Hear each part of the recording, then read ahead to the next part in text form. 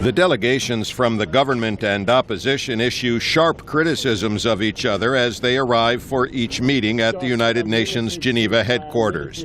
And that's the only time they're seen.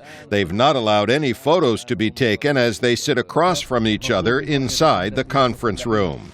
The mediator, veteran Algerian diplomat Lakhdar Brahimi, is the man in the middle. One delegation is on the right and the other on the left, and they face one another and they talk to one another.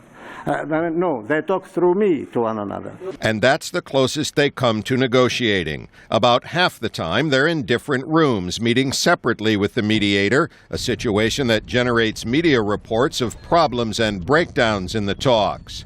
But it's often more productive to meet with hostile parties separately, according to former U.S. diplomat Daniel Serwer, who helped negotiate the end of the Bosnia War 20 years ago. It's only when they're in separate rooms that you can hope to get a little bit more from them, why they want something, whether they can give something.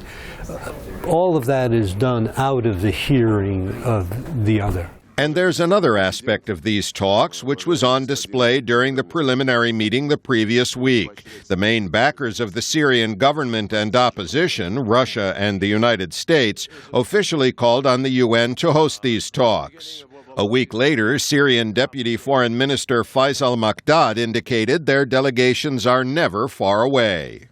The two initiators are also in different rooms sitting beside.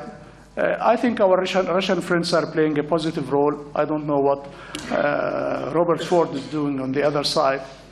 But you see, he failed to bring even a credible delegation. Robert Ford is the U.S. ambassador to Syria, and he heads the American delegation at the Geneva talks. His boss, U.S. Secretary of State John Kerry, made clear last week that the tense negotiating room in Geneva is not the only venue for Syria peace efforts. What you see in the direct talks between the opposition and the Assad regime will not be the full measure of effort being expended in order to try to find a solution here.